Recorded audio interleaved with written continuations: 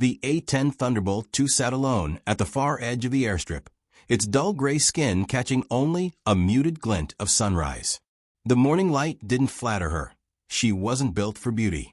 Dust clung stubbornly to the fuselage, gathering in the panel seams like years of neglect carved into metal. The sleeker jets, sleek, sharp, painted like predator birds, stood proudly near the hangars, gleaming under the care of ground crews who fussed over them like prized racehorses. Nobody fussed over the Warthog. Major Zephyrine Blackwood walked the length of the tarmac in silence, her boots crunching on gravel, the early air still cool enough to bite through her flight suit. She could feel the base stirring to life behind her. Diesel engines coughing awake, mechanics barking orders, jet turbines whining as they spooled up. None of it concerned her. Her focus was on the aircraft that the rest of the squadron treated like an embarrassing relic. She paused beside the Warthog's nose, resting her gloved hand on the titanium-plated bathtub cockpit, a feature that had twice kept her alive. Under her palm, the metal felt cold and resolute. "Morning, old girl," she murmured, the words soft but steady.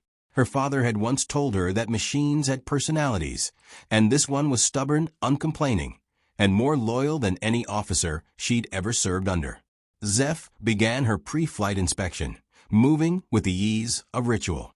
She ran her eyes over the wings, checked the status of the massive Gu-8 Avenger cannon mounted like a steel jaw beneath the fuselage.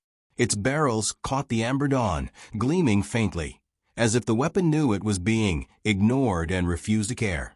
A minor hydraulic leak caught her eye, a fix she could handle in under an hour. But she knew better than to expect help from the maintenance crew.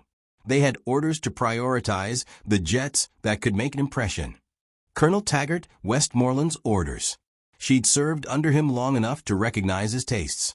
Supersonic speeds, stealth coatings, sensor suites that could map a fly's wing at 30 miles. To him, air power was a game of speed and glamour. The Warthog, slow and unlovely, didn't fit into that vision. From the chest pocket of her flight suit, she pulled a worn photograph. It was bent at the corners and faded from years of being handled. Her father in oil-stained coveralls, smiling under the wing of an aircraft he'd just brought back to life. "It's not about looking pretty," he used to say. "It's about coming home." That memory stayed with her as she made her way to the command tent. The morning briefing was already in motion when she arrived. The tent hummed with a low murmur of pilots and officers, the air stale with coffee and dust. Westmoreland stood at the front, laser pointer flicking over a digital map projected onto the canvas wall.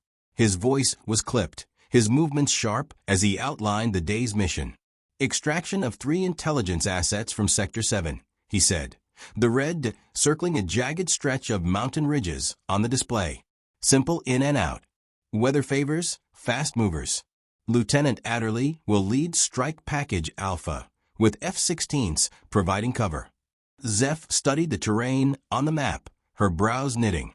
The valley was narrow, its ridgelines high and close together. Perfect choke points for an ambush.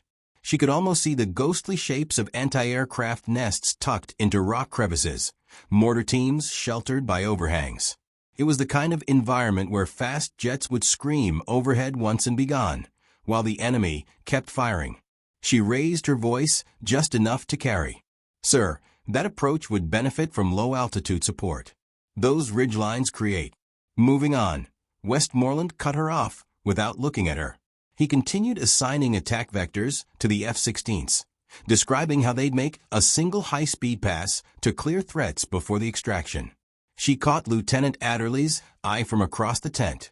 He gave the smallest shrug, a silent acknowledgement that he saw what she saw, but neither of them had the authority to change the plan. When the briefing broke, Adderley fell in step beside her. "He never listens to you. Would you, if you had a set of shiny F-35s to play with?" Zeph replied. Adderley smirked faintly. "Maybe not. Still, if I were on the ground, I'd take your gun run over a smart bomb any day." Her only response was a tight smile. She'd learned long ago that in this command, the best arguments were the ones you kept to yourself. By the time she reached the hangar, the sun had fully broken the horizon, flooding the base with gold and heat. Chief Huxley intercepted her before she could even reach the ladder to her cockpit. "Sorry, Major," he said, holding a clipboard without looking her in the eye. "Birds grounded for the day." "Routine checks?" she asked, her tone cool. "Hydraulic inspection. Minimum 24 hours. He handed her the maintenance form, Westmoreland's signature scrawled at the bottom like a personal seal. "My A-10 is operational," she said flatly. "Not according to this paper, it isn't."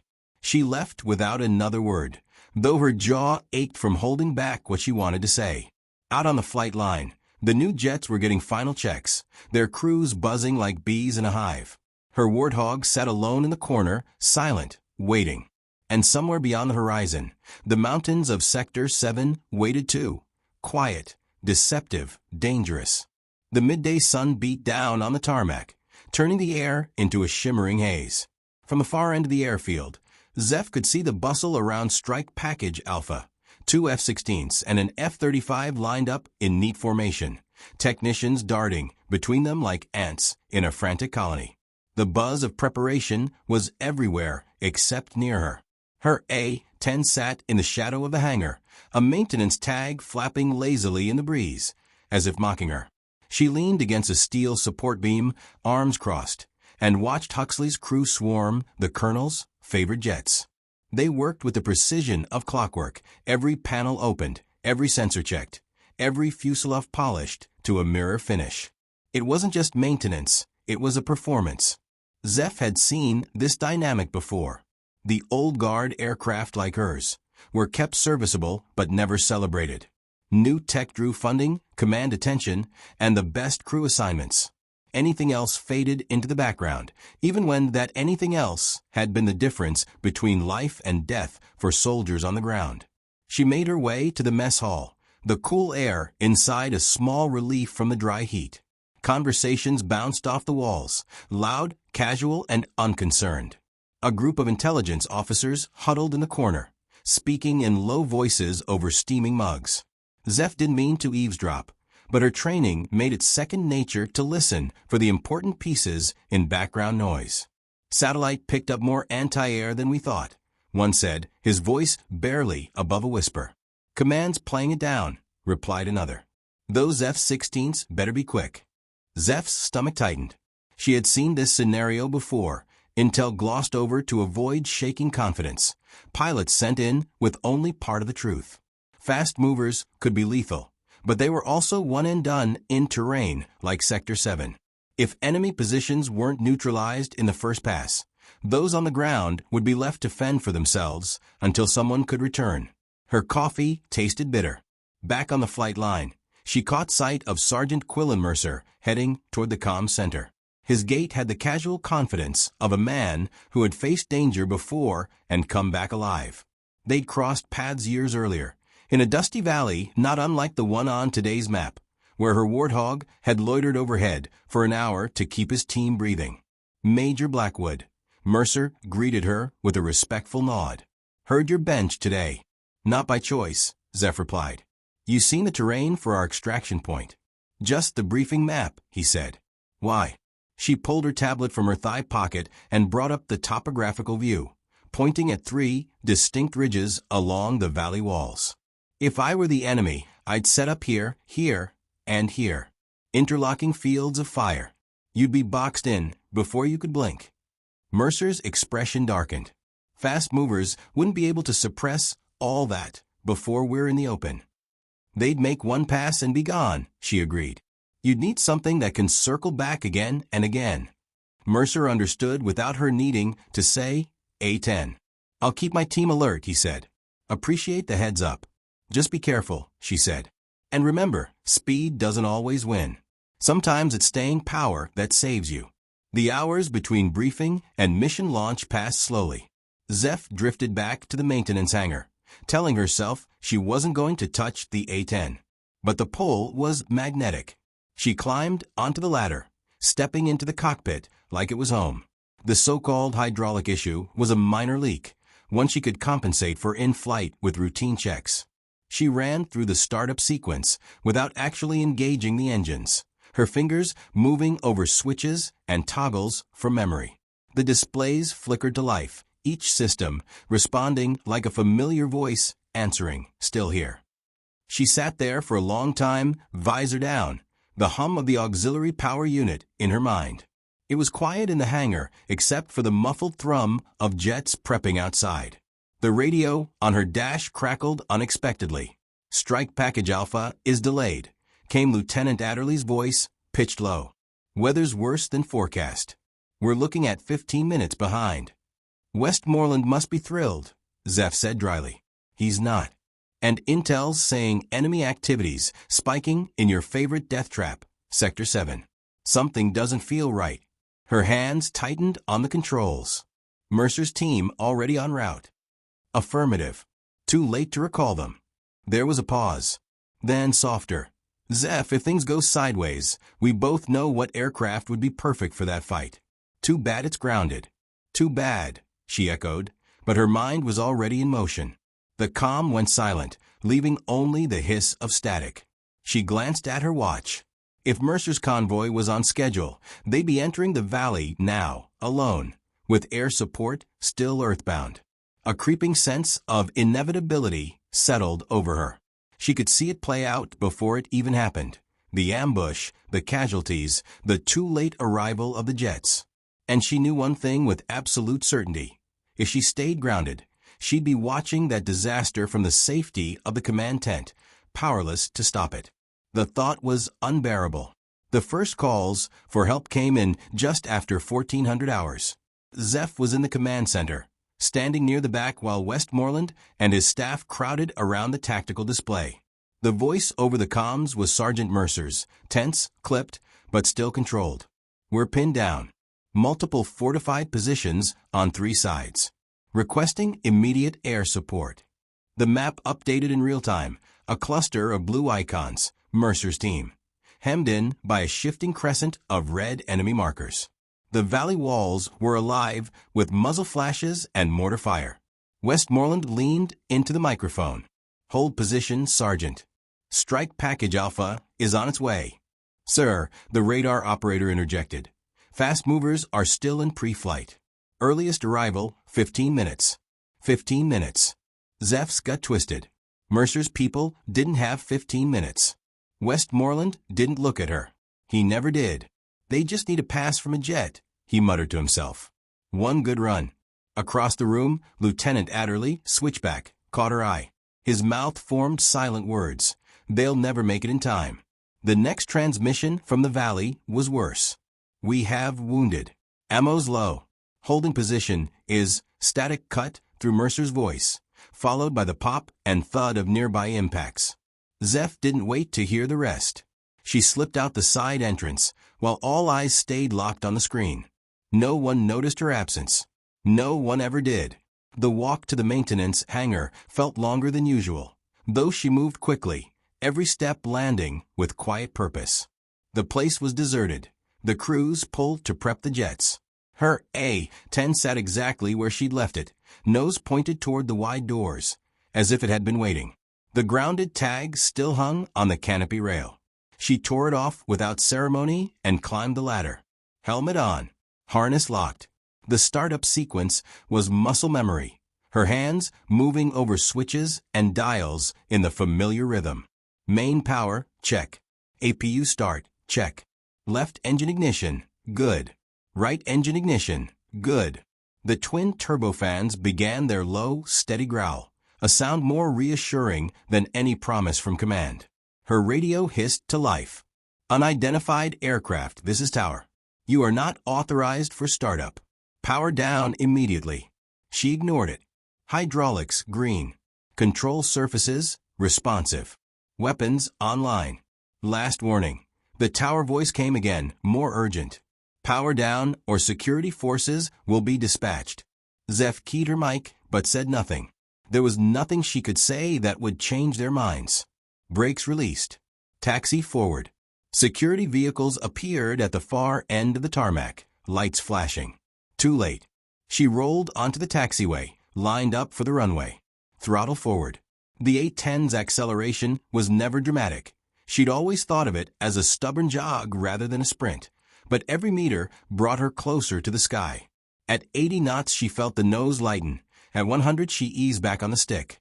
The Warthog lifted, climbing with patient inevitability. By the time the Humvees reached the runway, she was already banking west toward Sector 7. Back in the command center, the tower controller's voice cracked over the net.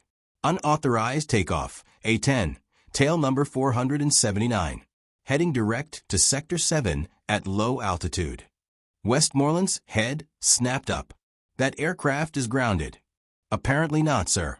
His eyes swept the room. Where is Major Blackwood? No one answered. The mountains rose ahead, jagged teeth against the sky. Zeph kept her altitude low, hugging the terrain, letting the ridges hide her from enemy radar. Her radar warning receiver began to blink, multiple targeting systems lighting up ahead. The command channel came alive with Westmoreland's voice, cold and sharp. Razor 17, this is Sierra Actual. You are ordered to abort mission and return to base immediately. Acknowledge. She kept her course. The extraction point was less than 2 minutes out. Razor 17, acknowledge or face court-martial upon return. Zeph finally keyed her mic, Sierra Actual, Razor 17. Copy you loud and clear. But those boys on the ground can't wait for your fast movers. She switched frequencies before he could reply, tuning to Mercer's channel. Bravo 6, this is Razor 17. Inbound. Mark priority targets. There was a beat of stunned silence, then Mercer's voice, tight with relief. Machine gun nest at grid 147, mortar at 152, armor moving in from 160. We're running out of time here. Copy all. Keep your heads down. Danger close in 30 seconds. She pushed the throttle and brought the nose down, the ridgeline falling away to reveal the chaos below. The valley opened beneath her like a wound, jagged rock, dust-choked air, and the staccato flash of gunfire from 3 separate ridgelines. Through the canopy glass, Zeph saw Mercer's team pinned inside a rocky outcropping, returning fire from behind what cover they could find. The enemy had the high ground and the numbers. Without intervention, it wouldn't be long before they were overrun. Her targeting system highlighted the first threat. A machine gun nest dug into a ledge at grid 147, muzzle flash cutting through the haze. She rolled the Warthog onto its side, lining up the shot, the green diamond of the targeting reticle locking over the position. Her thumb pressed the master arm switch.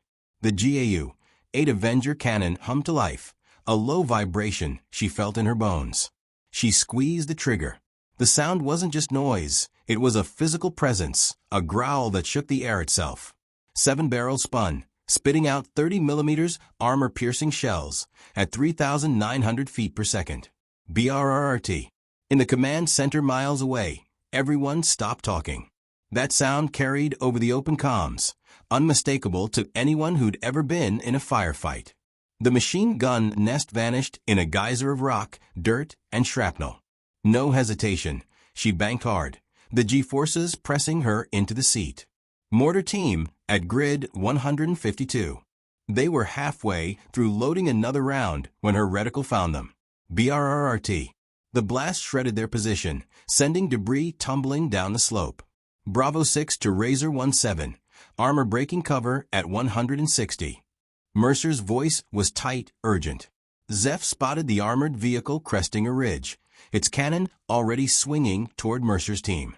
Anti-air tracers stitched the sky as enemy gunners scrambled to track her. She ignored the flashing warning lights, hydraulic pressure dipping, right engine registering a hit. She came in low, nose down, reticle steady. BRRRT. Depleted uranium rounds punched through the vehicle's top armor like it was paper. Flames erupted from the hatches, black smoke trailing into the wind. The battlefield shifted. Enemy formations broke, their coordinated fire dissolving into chaotic retreat. Zeph wasn't done yet. She popped smoke markers in a zigzag pattern, laying down a clear corridor toward an alternate extraction point. Bravo 6, Razor 17, safe route marked. Move now. Copy that, Mercer replied. We're on the move. She stayed overhead, circling slow and deliberate, her presence a shield. Every pass she made kept the enemy's heads down. Her Warthog absorbed more punishment, small arms pinging off the titanium armor, another impact rattling the right wing, but she held her pattern until Mercer's blue icons began pulling away from the kill zone. In the command center, the shift in atmosphere was palpable. Minutes ago, the room had been thick with tension and helplessness. Now it was electric, every officer watching as one obsolete aircraft dismantled a threat that was supposed to be beyond its capability. Enemy forces retreating, the intelligence officer reported. They're abandoning all positions. Switchback leaned toward Westmoreland. She did exactly what she said we'd need at the briefing, sir. Westmoreland's jaw was tight, his eyes fixed on the tactical display, watching a single green blip orbit protectively over the retreating friendlies. When Mercer's team cleared the danger zone, Zeph keyed her mic. Sierra Actual, Razor 17.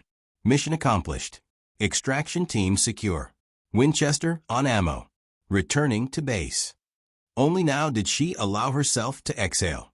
Her right engine was struggling, the panel showing amber warnings, but the aircraft still responded to her touch. She eased her nose toward home, leaving the valley littered with the wreckage of her passing. Behind her, the echoes of the Ju-8's roar still hung in the mountains, an unmistakable reminder to friend and foe alike that the Warthog, and the pilot who flew it, were far from finished. The runway stretched ahead like a silver ribbon, heat shimmered dancing in the late afternoon sun. Zeph lowered her landing gear, feeling the sluggish drop from the right strut as the damaged hydraulics groaned in protest. She kept her approach steady, adjusting for the crosswind, fighting the pull of the wounded engine. The A-10 touched down in a puff of rubber smoke, the landing gear absorbing the impact with stubborn resilience. She eased on the brakes, coaxing the bird to a slow crawl toward the far end of the airfield, where emergency vehicles and a knot of security personnel waited. She shut down the engines and popped the canopy. The heat hit her instantly, dry, heavy, smelling of scorched metal and hydraulic fluid. She unclipped her harness and climbed down, boots thudding onto the tarmac. Colonel Westmoreland was there, his face a mask of unreadable tension. Beside him stood the base executive officer and the JAG representative, an audience for what would normally be a formal dressing down, maybe even an arrest. But before the colonel could speak, movement from the perimeter drew every eye. Sergeant Mercer's team had just arrived via transport helicopter. 37 soldiers, bloodied, dirt-streaked, and bandaged, walked across the tarmac toward her in a loose, uneven formation. They stopped a few paces away. Mercer stepped forward, his voice carrying over the quiet hum of idling vehicles. Major Blackwood, 37 lives. That's what you saved today. The words hung in the air, unadorned and undeniable. Westmoreland hesitated, caught between regulation and reality. Before he could respond, Mercer snapped to attention and saluted. One by one, his team followed suit. Then the salute spread. Maintenance crews, pilots, even base personnel who had gathered to watch the landing. And for the first time in years, all eyes were on Zeph. Westmoreland's expression shifted, something between reluctant respect and a hard swallow of pride. He gave a small nod. Not a salute, not forgiveness, but acknowledgement. "Major," he said finally, "report to my office at 0800 tomorrow." No threat, no arrest order, just an order to be present. Then he turned and walked away. Zeph stood there, the echoes of the moment settling into her bones. Recognition had never been her mission, but now that it was here, it felt like vindication. That night, she stayed late on the flight line. The maintenance crews had already begun working on the A-10, patching bullet holes, checking systems. Someone had wiped away the dust from the fuselage. Beneath the cockpit, her name, Major Z. Blackwood, had been freshly painted, along with a new mission tally mark. Switchback appeared at her elbow, holding a maintenance clipboard. "According to the official log," he said with a smirk, "your Warthog never left the ground today. Hydraulic repairs all day long." She took the clipboard, recognizing the falsified entry for what it was, a shield. Why risk it? "Because," he said, "some rules matter more than others." The next morning, the airfield looked different, though nothing had changed. People nodded when they passed her. The crew chief called out that the colonel wanted her A-10 operational by noon. When Westmoreland approached, mission folder in hand, he didn't waste words. Terrain similar to yesterday. Multiple ridgelines. Limited visibility for fast movers. I want your assessment in the planning phase. You'll lead close air support. Yes, sir, Zeph replied, her voice even. He gave another curt nod, then turned away. But that was enough. In his language, it was respect. As she walked toward her aircraft, she spotted Mercer in the distance, boarding a transport. He raised a deliberate salute, and she returned it without hesitation. Some victories were measured in enemy targets destroyed, others in lives saved, and some, the rarest, were measured in finally being seen for exactly who you were. The warthog's metal skin was still scarred, still dusty, still stubbornly unlovely. But to Zeph, it had never looked more beautiful. Tomorrow it would fly again, no longer sidelined, no longer ignored. And so would she.